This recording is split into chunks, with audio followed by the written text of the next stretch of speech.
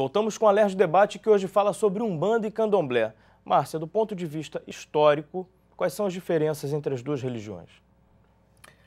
Olha só, eu entendo, né, como pesquisadora e até iniciada dentro do Candomblé, que eu tenho iniciação no Candomblé, eu entendo o seguinte: quando veio essa cultura africana para o Brasil, que eles trouxeram o universo dos orixás para cá, eles não podiam falar sobre isso, inclusive a própria língua era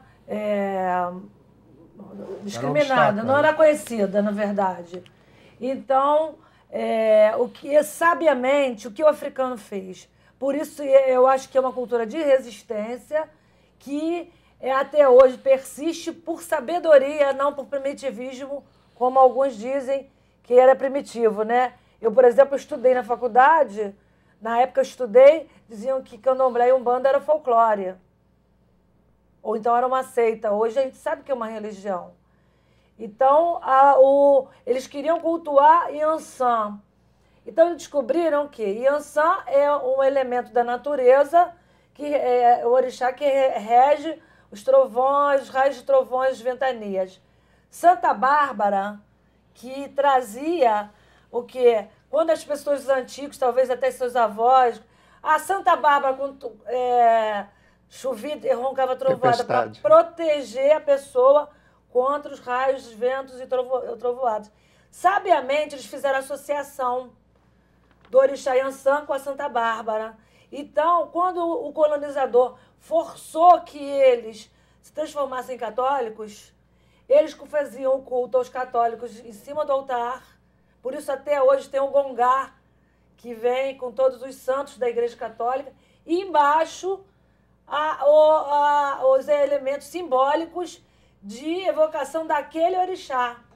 Então, na verdade, o que eles faziam? Eles fingiam que estavam sendo colonizados e continuavam a própria religião por baixo dos panos. Deputado, visto a colocação aqui, falta informação nas escolas públicas, nas universidades, falta ensino na base para crianças, adolescentes aprenderem esse tipo de religião afrodescendente?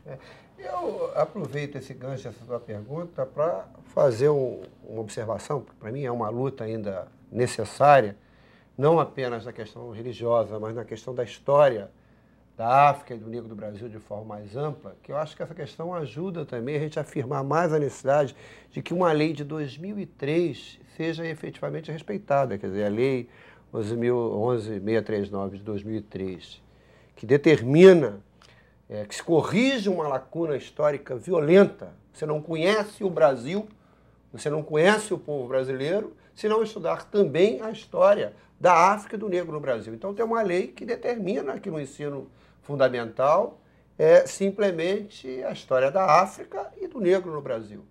E essa coisa avançou, em alguns lugares já tem alguns materiais, já tem trabalho, já tem professores dedicados a isso. Eu mesmo acompanhei aqui um curso de especialização na Cândido Mendes muito importante nessa área, mas nós estamos muito distantes de entender que essa lei está sendo respeitada. Eu acho que esse avanço, esse debate propicia também um instrumento de pressão maior para que essa legislação seja cumprida. Assim como é importante estudar a história da Península Ibérica, pelo peso, pela importância que os portugueses tiveram na formação do Brasil, também é fundamental que se estude a história da África. Agora, eu, se você me permitir, queria fazer uma pergunta também a Márcia e ao próprio pai Paulo.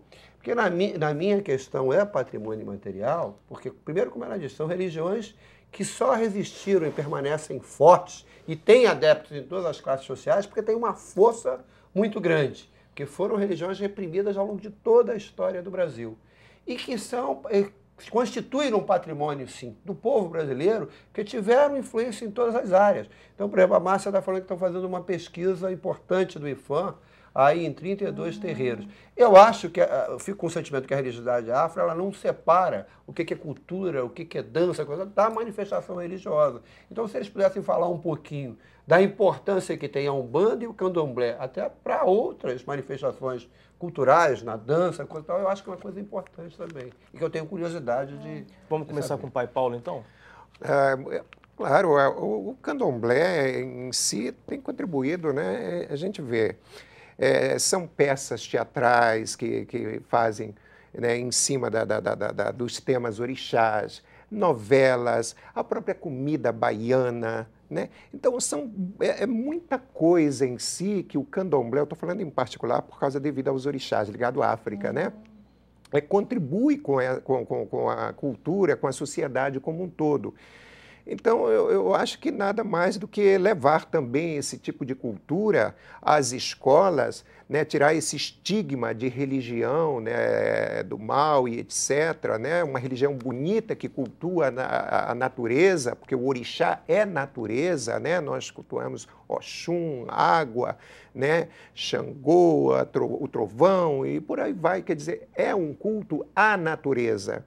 O negro, ele tinha muito isso, né? Quando eu falo dos ancestrais, ele tinha muita preocupação com a natureza. E é isso também que nós ensinamos em nossas casas. Eu, por exemplo, com meus filhos de santo, nós temos esses debates, né? Nós não colocamos mais as nossas oferendas em alguidares, assim, não, sabe, em pratos de papelão ou em folhas, né? Coisas que não agridam também a natureza. Então, eu acho que essa é importante desse debate ser levado aos terreiros e mostrar a importância dessa lei pela nossa própria contribuição em si, tanto da Umbanda quanto do Candomblé. É assim que eu vejo. Márcia. Eu vejo assim, as pessoas devem perguntar até assim, por que uma religião vai ser considerada patrimônio imaterial, né? Porque ela traz uma cultura. E quando esses escravos que vieram para o Brasil trazendo toda essa cultura, na verdade, em toda a nossa história do Brasil foi escrita através do negro. Hoje nós temos mais de 50% de negros no Brasil e não são considerados, não são respeitados, não têm o seu lugar no espaço social. Porque eu, além de pesquisadora de escultura afro, eu sou museóloga e trabalhei em museus de história a vida inteira, de ciência, de história natural. Então, aproveitando, existe algum museu dedicado a esse tema? Tem o Museu Afro em São Paulo e tem um na Bahia. Na Bahia, falta no Rio de Janeiro. Falta no Rio, é verdade. No Rio de Janeiro a gente está querendo fazer o da memória da Marambaia, de Mesquita, que é da mãe meninazinha, que é uma maravilhosa mãe de santo que ainda está viva e atuante, e é um desejo dela.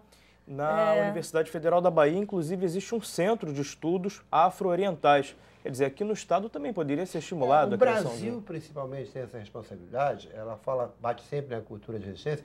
É bom o telespectador saber que dos negros e negras que foram escravizados na África, né, alguns estudiosos falam de 10, 11, 12 milhões, o maior contingente veio para o Brasil. As pessoas estimam algo em torno de 4 milhões de pessoas. E o Rio de Janeiro, assim como a Bahia, está entre as unidades da federação que maior número de negros e negras escravizados. Então, essa questão de pesquisar o peso na história, fazer com que esse troço seja manifesto como uma questão de ter um museu, a nossa unidade da federação tem, talvez, uma responsabilidade maior, um peso maior do que outras unidades da federação. O Alerj Debate faz mais um pequeno intervalo e a gente volta daqui a pouco. Fique aí.